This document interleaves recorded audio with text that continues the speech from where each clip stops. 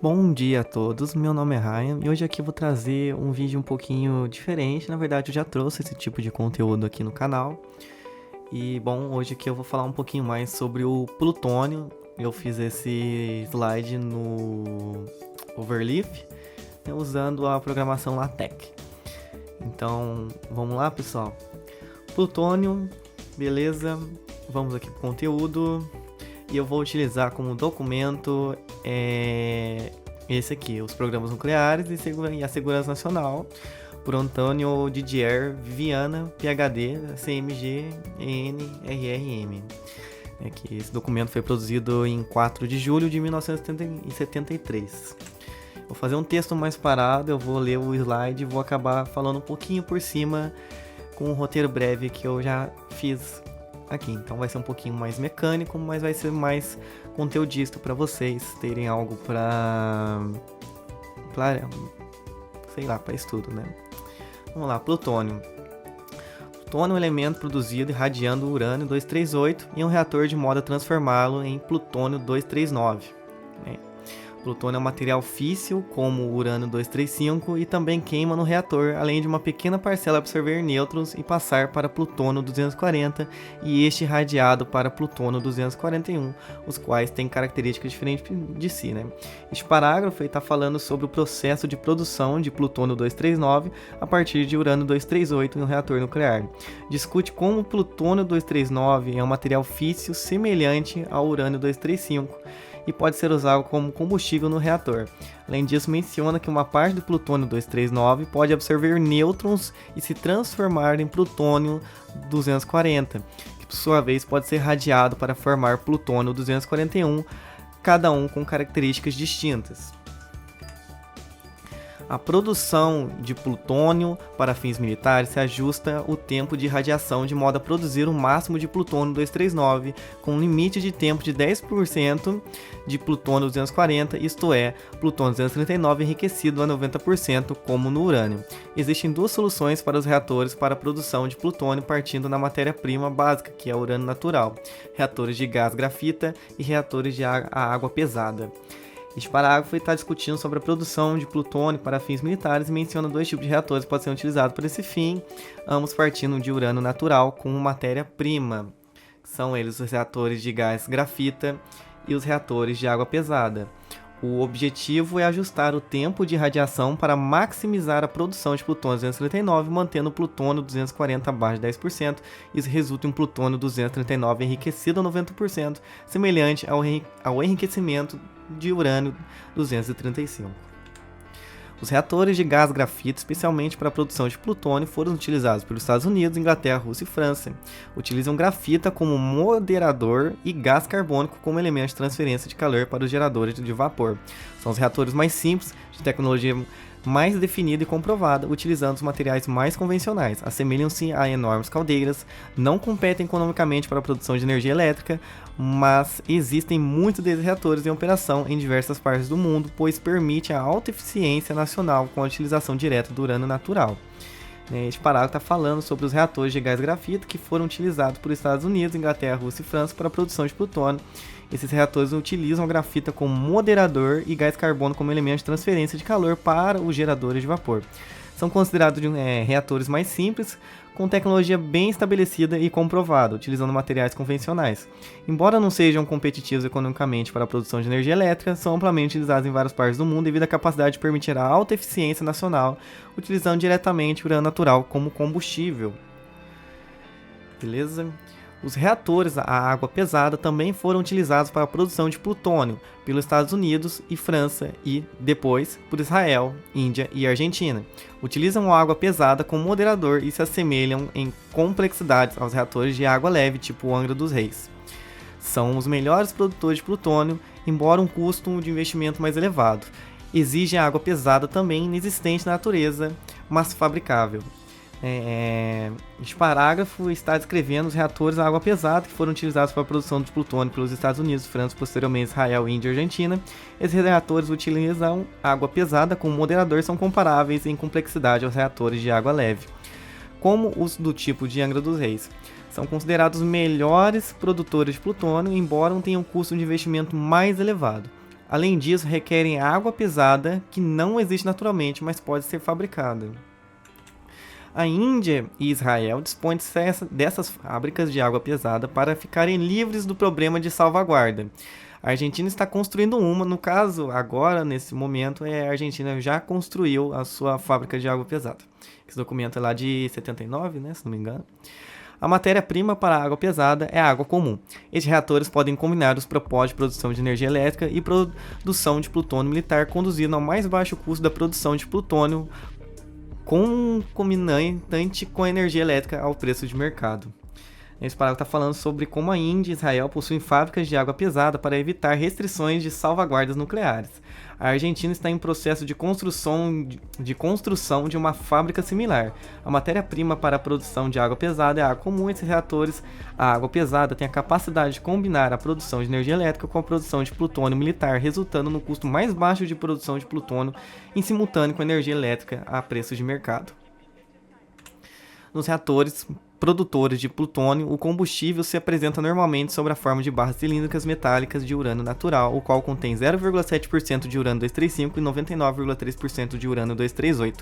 O urânio-235 é suficiente para produzir uma reação em cadeia e colocar o reator em operação. Este parágrafo está discutindo sobre o combustível utilizado nos reatores produtores de plutônio.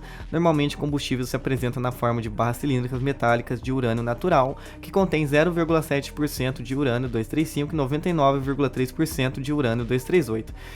É destacado que apenas uma quantidade mínima de urânio-235, cerca de 0,7%, é suficiente para iniciar uma reação em cadeia e colocar o reator em operação. Os nêutrons produzidos por essa reação irradiam o urânio-238 ali existente, transformando uma pequena parcela dele em plutônio-239. Simultaneamente, energia elétrica é normalmente extraída da energia térmica produzida na reação nuclear. A operação contínua até se atingir a optimização da produção de plutônio para aquela carga, o que se dá com cerca de 6 meses de radiação, ou menos de 1000 mW dia tonelada de urânio no reator. Os elementos combustíveis são então retirados e reprocessados para a separação do plutônio. Este parágrafo está descrevendo o processo contínuo dos reatores de produção de plutônio. Os nêutrons produzidos pela reação nuclear irradiam o urânio-238 presente, convertendo uma pequena parte dele em plutônio-239. Simultaneamente, a energia térmica gerada é normalmente convertida em energia elétrica. A operação do reator contínuo até que seja alcançada a operação do reator contínua até que seja alcançada a otimização da produção de plutônio para aquela carga específica, o que geralmente ocorre após aproximadamente 6 meses de radiação ou menos de 1000 mW dia tonelada de urânio no reator. Os elementos combustíveis são então retirados e reprocessados para separar o plutônio. O reprocessamento. Uma vez irradiados, os elementos combustíveis têm ainda uma quantidade enorme de urânio, produto da fissão e plutônio, e estão altamente radioativos. Uma usina especial, chamada de reprocessamento, separa o urânio, as cinzas radioativas e o plutônio. As cinzas são estocadas em lugar seguro e o urânio e o plutônio podem ser utilizados como matéria-prima. Este parágrafo está descrevendo o processo pós-irradiação dos elementos combustíveis em reatores nucleares. Após o período de irradiação, esses elementos contêm uma grande quantidade de urânio não gastos, produtos de fissão e plutônio, todos altamente radioativos. Uma usina especial de reprocessamento é utilizada para separar o urânio, os resíduos radioativos e o plutônio. Os resíduos radioativos são armazenados de forma segura, enquanto o urânio e o plutônio separados podem ser reutilizados como nova matéria-prima no ciclo nuclear. O urânio natural queimado nos reatores plutogênicos perde parte do enriquecimento inicial, de 0,7% de urânio-235, e se torna empobrecidos. Este urânio reprocessado não pode voltar aos reatores de urânio natural, mas pode ser usado para conversão em plutônio nos reatores rápidos. Ou seja, esse parágrafo está explicando o destino do urânio natural queimado nos reatores produtores de plutônio. Após o processo de queima, o urânio natural, que originalmente tinha 0,7% de urânio-235, perde parte desse enriquecimento e se torna empobrecido. Esse urânio reprocessado não pode ser reintroduzido nos reatores de urânio natural, mas pode ser utilizado para conversão em plutônio nos reatores rápidos. Certo, pessoal? Qualquer desses reatores produtores de plutônio necessita de várias dezenas de urânio natural para sua operação. Não há condição de se construir um reator produtor de plutônio desse tipo, indicados com uma quantidade pequena de urânio natural, devido a problemas de massa crítica necessária para produzir a reação de cadeia durante o período de radiação. Para alimentar algum desses reatores em regime permanente, o Brasil dispõe de reservas suficientes de urânio. Esse parágrafo está discutindo a necessidade de grandes quantidades de urânio natural para operar reatores produtores de plutônio.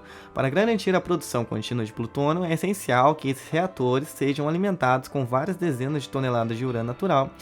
Não é viável construir um reator produtor de plutônio com uma pequena quantidade de urânio natural devido aos requisitos de massa crítica necessária para manter a reação em cadeia durante o período de irradiação. No entanto, o Brasil possui reservas adequadas de urânio para alimentar algum desses reatores de forma contínua e permanente. As bombas atômicas exigem 25 kg de urânio físio-235 sobre a forma metálica ou 8 kg de plutônio metálico. O ciclo de funcionamento de um único reator produtor de plutônio seria o suficiente para alimentar de matéria-prima um programa militar de bombas atômicas modesto. A produção de armas nucleares é relativamente pequena, necessita de 25 kg de urânio enriquecido para uma cabeça nuclear de 20 quilotons. Então esse parágrafo está explicando a quantidade de material físsil necessária para as bombas atômicas. Para uma bomba atômica são requeridos 25 kg de urânio 235 físsil na forma metálica 8 kg de plutônio metálico. Um ciclo de funcionamento de um único reator produtor de plutônio seria suficiente para fornecer matéria-prima para um programa militar modesto de bombas atômicas. Além disso, a produção para armas nucleares é relativamente pequena em termos de quantidade de material necessário. Por exemplo, para uma cabeça nuclear de 20 quilotons, são necessários 25 kg de urânio enriquecidos. Quilotons eu acho que é com Q ali, mas enfim. Não foi considerado tório nessas notas por ser um material que exige um reator para sua irradiação e um sistema de reprocessamento à parte. A sua utilização permitiria uma etapa avançada de um programa estratégico, produzir urânio 233 utilizado como detonador das bombas de hidrogênio. Então esse parágrafo destaca que o tório não foi considerado nas notas anteriores devido aos requisitos específicos associados ao seu uso.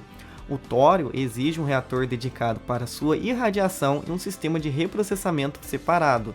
No entanto, sua utilização em estágios avançados de um programa estratégico poderia permitir a produção de urânio 233, que é utilizado como detonador nas bombas de hidrogênio. Então, pessoal, esse foi o vídeo. Eu espero que vocês tenham gostado. Se inscreva no canal e acompanhe os outros vídeos de exato. Esse vídeo foi um pouquinho mais sobre umas coisinhas nucleares. Então é isso, pessoal. Falou e fui.